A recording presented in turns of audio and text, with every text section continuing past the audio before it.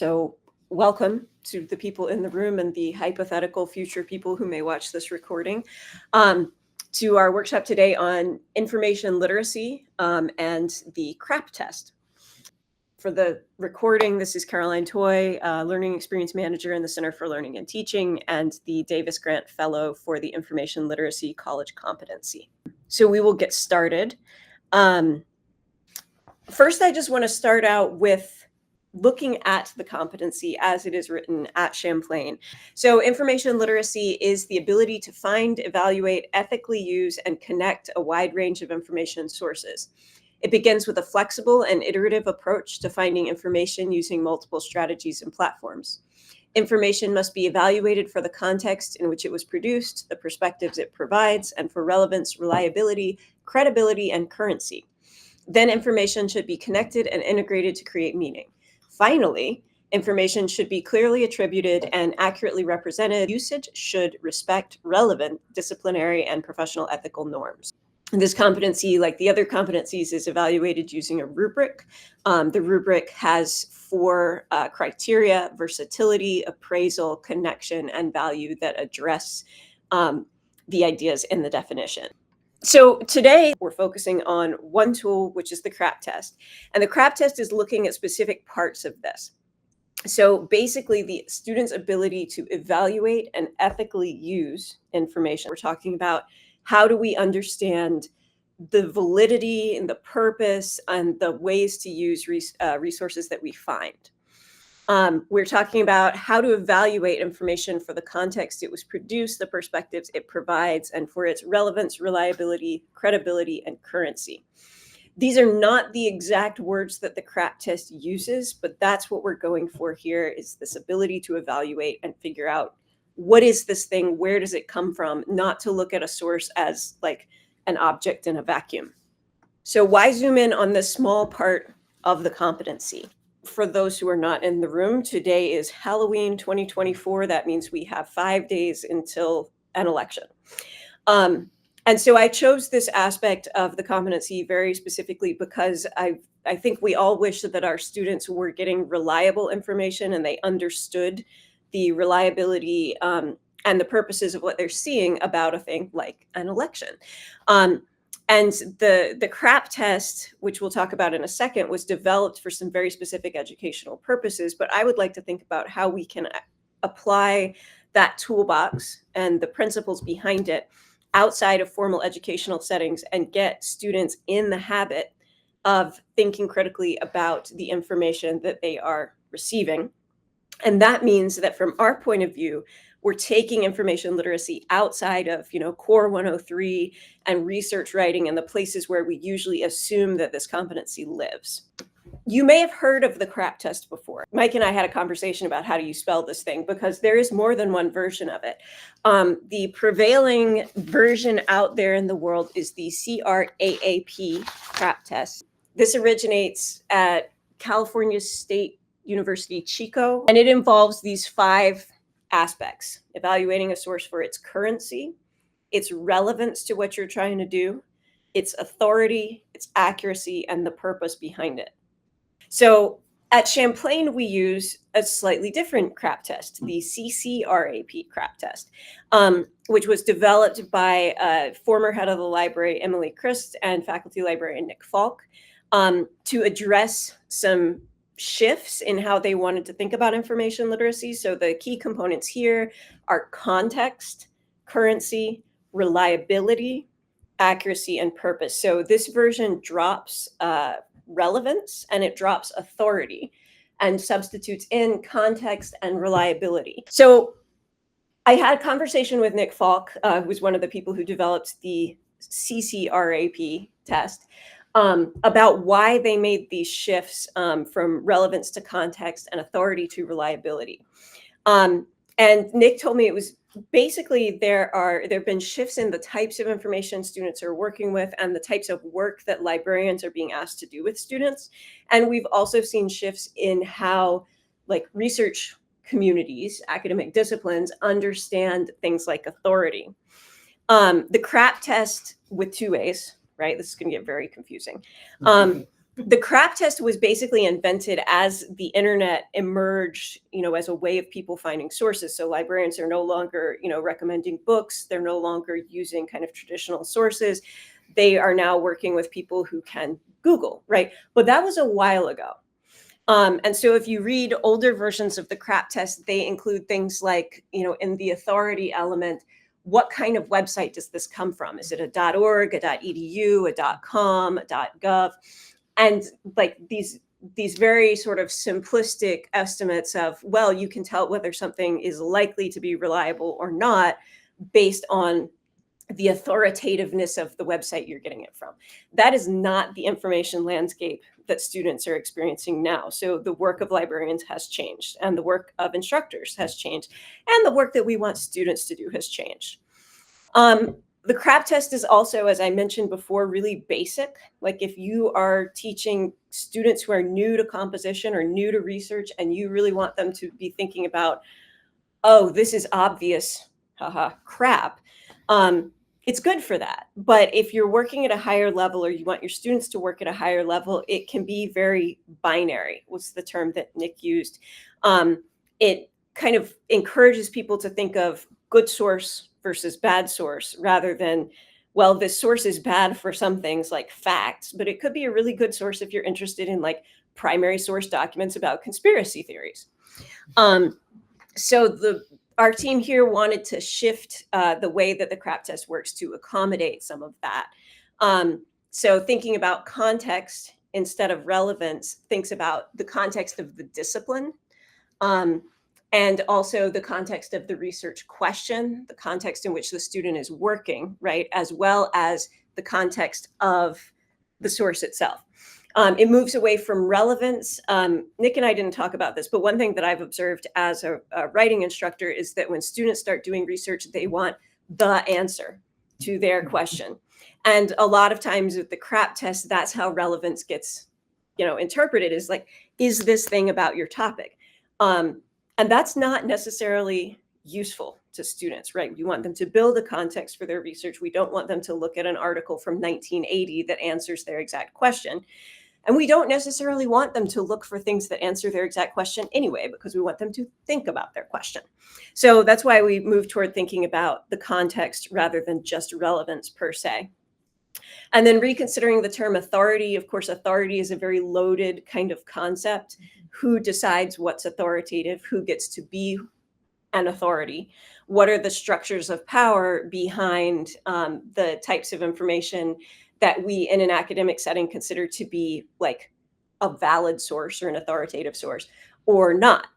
And depending on your disciplinary backgrounds, you may already have encountered this.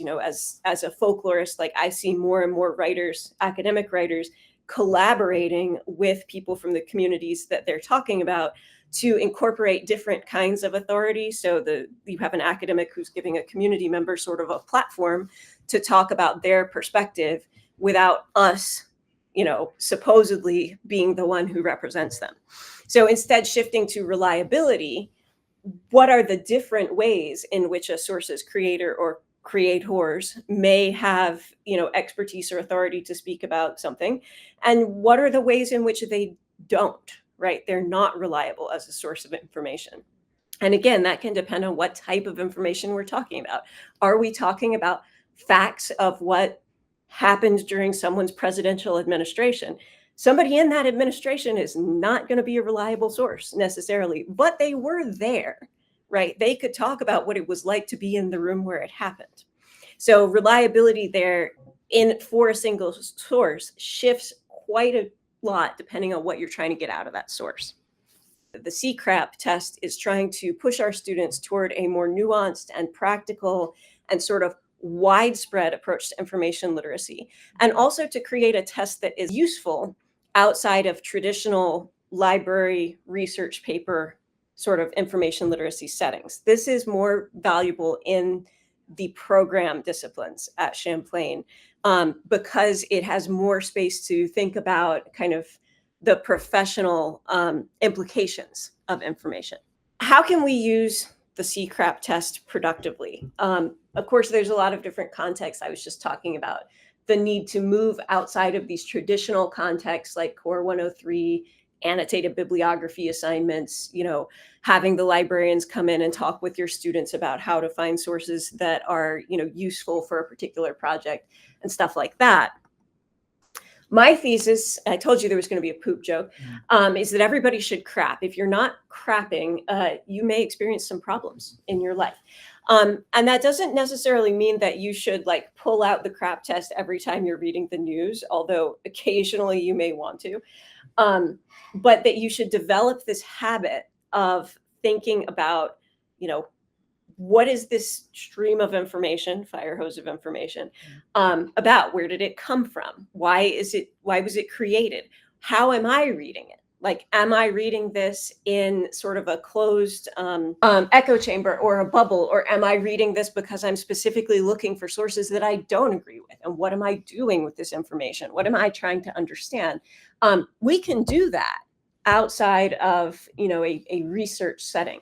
We can ask students to do that outside of a research setting. If they're doing a SWOT analysis or something in a business course, or they're looking at, a market that they want to cultivate, using these same kinds of strategies to think about, well, is this really what I'm looking for? Or is this, source that I'm looking at, is it about India?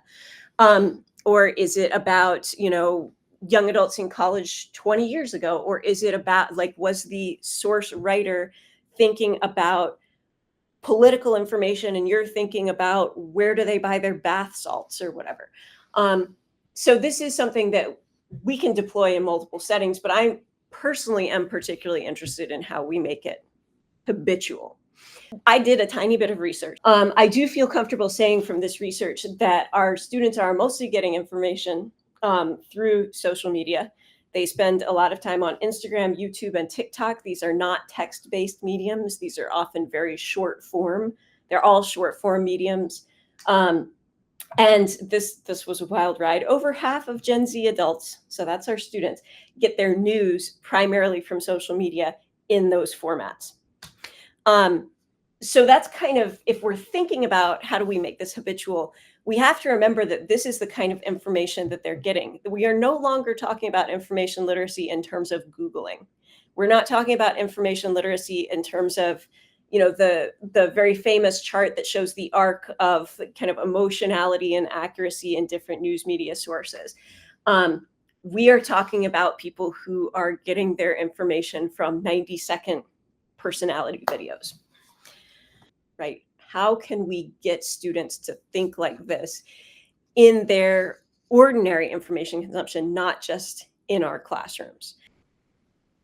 An immediate example, I was trying to think, like, how would I do something like this in my class? So teaching math, it's data, right? That's where it would come up. So thinking about the introduction to statistics class, a fun project might be having students like find out, based on, use news, not research, to find the average something, or like what, what's the most common, cell phone or whatever, and see everybody come back with their different results and where they came from, and then critiquing not the results, but where they came from, and how we can get a wider range of results from going to different sources and what that means.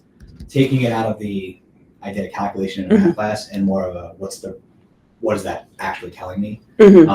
I laughed a little bit when you said earlier about writing to get a research to get an answer. It's not to be competitive, but triply so in math, right? There's an answer, but you teach statistics and no, there isn't an answer. There's a possibility and an acknowledgement of possibility, but it all relates to the information that you start with. And I think that sort of leveraging some of this in that aspect will, one, help the class be more meaningful to the students, but also something they could take out of the classroom. Like, well, maybe I need to look at more than one source to get under quantitative, right?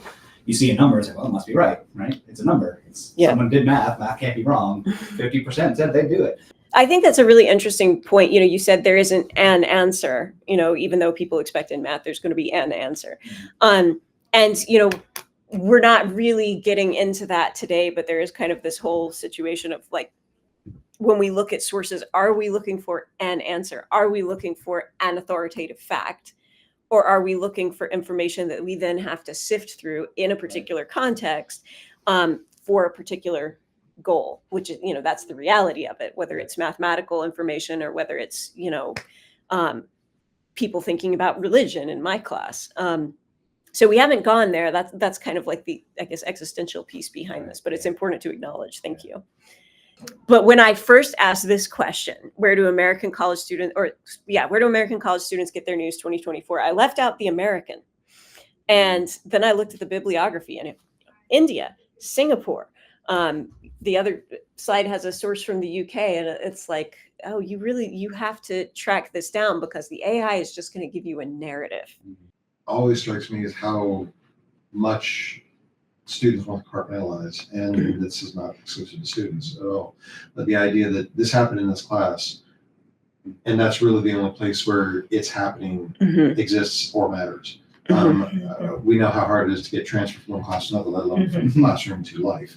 But if you look at the relationship between information and knowledge making as fundamental to being human, then the thing we do in one place looks an awful lot like the thing we do in the other place. But we don't often hammer that enough, I think. The idea that that's information is the thing out there, you make knowledge with it, and that's true when you get up in the morning and pour yourself a bowl of cereal, let alone when you're scrolling through whatever you're doing, let alone when you're trying to do my homework. If we are able to kind of communicate, these are all iterations of the same process. I don't know if that's going to be terribly effective, but I think it's necessary at the very least to allow whatever else might be effective to become effective in making it habitual, the way you're talking about. Yeah, no, I definitely agree, and there's a lot of effort here, at Champlain to get information literacy out of the silo of Core 103 or wherever else it's happening. But it's really, really hard to do that, even as a faculty member who teaches a relevant course, to go back and say, like, why are you eating those Cheerios? What have you been told about why you should eat Cheerios in the morning? The idea of contextualization requires a shift from information to knowledge making. And how many times, I don't do it anymore, but there's a stretch teaching my classes where I banned the word random. And students were not allowed to say random because it's an intellectual convenience bordering on laziness to not have to explore context. Well, that was random. No, it wasn't random. You just don't know why it happened, how it occurred, what the flows were that you're in. But that focusing on context and the ability to contextualize, that's something else. Looking at context and then teaching them how to contextualize are two separable things. And we need to. And so when you said this CCRAP test is more relevant to the programs, I was thinking, pulling out context, it makes it very relevant to what we're trying to help students understand in our general education. It's like, what happened? Where did this come from? Why did people think this way? That, in this situation, how does that translate to what we think now? We're looking at this CCRAP test that, as Nick told me, like, they were hoping that this could be more relevant and more useful in the programs, the majors. But it's not necessarily happening. In some programs it is, and in some programs it isn't. And I'm just wondering what this group thinks of how our colleagues ought to be doing it. There's a different kind of, what I was thinking of is there's sort of a different kind of CRAP test in the professions. I grew up as a chemist, and so our CRAP test was, this hierarchy of journals. There's, the American Chemical Society, and then, and so, if it's published here, so it was peer reviewed, and so all these assumptions are made. So it's like the CRAP test is sort of created for you by authority. You can't comment on my specialization because my specialization is minus more than yours. And your specialization doesn't even count as a specialization. It doesn't even count as authority. Talk about expertise here in the gen eds. it doesn't matter. It's dismissed at best. It's denigrated at worst. It's been actively denigrated. But expertise in a major, well, that's the real stuff. And that's the real stuff because it's hands-on. It's not intellectual contextualization, it's hands-on. I think that's absolutely true because, and I think that that's a good reason to have removed that word authority. And to be asking people to think about it differently, but I think it hasn't made the inroads yet that it needs to make, because a lot of times the goal is you need to know how to do this. Like you ought to know why and why it works that way, but you need to know how so that you can, do certain kinds of advanced problem solving. The advanced problem solving is good, but it would also be useful for these, students to understand the, kind of the sociology of their discipline, the history of their discipline in a way that could, have them think about why does everybody program computers in English? Yeah. Like, well, art in itself is information, right? And for an artist, it is a valuable skill to be able to look at some piece of art and critique it and understand what went into the making of that beyond the brush strokes and technique. But again, what is the beyond that piece of art? What is the information? What is the medium? What is the thing that they're engaging with, that they are that they can look for accuracy, reliability?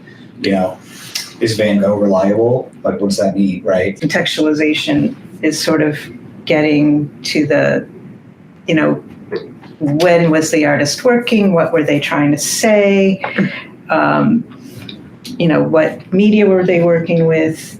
If you are a designer and you take some of the visual vocabulary of Van Gogh and use it in your design, are you doing that thoughtfully or thoughtlessly? What is your context?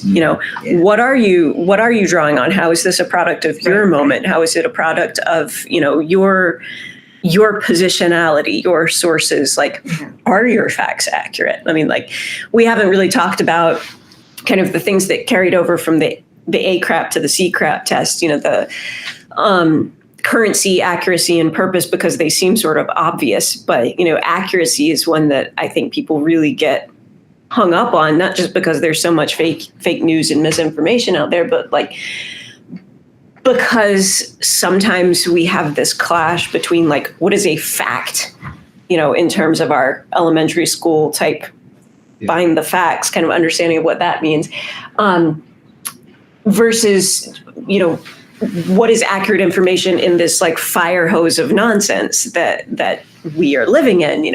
Is a fact the same thing? What does it mean to have an accurate answer? Like thinking against statistics, it's like, they asked 20 people and 7 of them said a thing. That's a percentage. The calculation is accurate. But does it mean anything? But what is it meaning, right? Like, and then there's this whole like paragraph about what that's supposed to indicate, that most people disagree. It's like, well, 7 out of 20 doesn't indicate most people, but it's less than half. Like, it's not inaccurate. So thinking about accuracy, exactly like you said, in context, is different. And also thinking about like, inquiry as another competency coming into this, and integration as another competency. What is your inquiry, and what facts do you therefore produce? Like you gave the example of, that long history of, drug testing and medical testing that just excluded women because women threw the data off. It's like, the reason women are throwing the data off is that your data, while factual because it is what your experiment produced, is not actually like totally useful in the real world, because 50% it doesn't work for 50% of the population.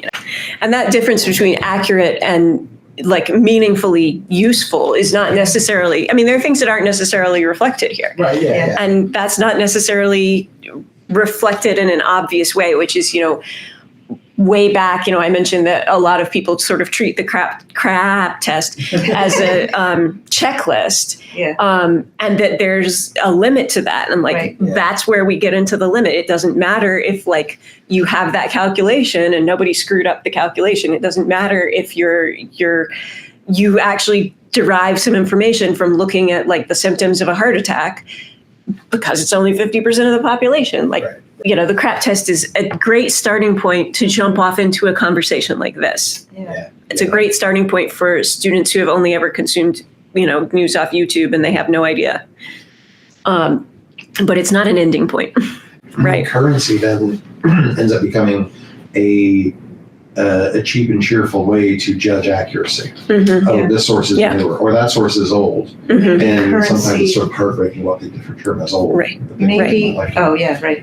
Maybe currency doesn't necessarily mean in time, but currency means, does it have value? But there's an academic bias to the idea of currencies. Like if you go and write a paper, right, you still have to acknowledge so-and-so 2023 to prove that you read the literature, even if you turn around and say so-and-so 2023 is wrong. But it's a good point that we do have that kind of like mental shortcut for, up to date equals accurate. Like, okay, so my favorite food group is chocolate. Right. And like, it seems like every other week there's a It's good for new you. verdict Yeah. on whether it's good for you or bad for you. And like, okay, well now it's good for me. Now it's bad for me. It's like, no, now somebody's saying that. Yeah. There's also a Corn syrup. cultural bias toward that, in that we have this like Western Protestant view of history as linear. We are going toward the end of days when things will be better for a few people, but not for a lot. And that, like that's our understanding of how knowledge making should progress, how technology should progress, how culture should progress. And it's dangerous Yeah. and inaccurate, I mean, the whole idea of progress has an Aristotelian perfected form sort of mentality built into it that change that sticks around is good. Well, that's capitalism during biological evolution. That's the idiom in both of them, for both of them. And neither one is universally true, as it turns out. Right. And so No. the idea of I was cracking up when students talk about this in social, what they understand as social good sort of context. Well, that's the way they thought then. You know that your now is going to be something that else is then at some point, Yeah. and you're probably going to be the idiot. right. Yeah. But that decontextualization, it makes the text the things. Oh, we finally found the most right answer. This is how you should treat people. Goes back to the point that you were making about knowledge making, like, which is that every framework in which we evaluate these things is a framework that is created by somebody's knowledge making process. Not like the universal understanding of like how time affects progress or, how expertise is generated or something like that. But this thing in itself is knowledge making, like Yeah. it's just taking noise and trying to find the signal. The folklorist asking for the worst gossip in town again, like what is a terrible source for some types of projects may be like the ideal source for other types of projects, as long as you're not looking for it to do Right. things that it doesn't do well. Like, if you want to know about like the religious aspects of QAnon, like go ask the QAnon shaman. Like that is going to be a great source for you. Is he a great source for understanding like this current political moment in the United States, like as a political thing? Probably not. Like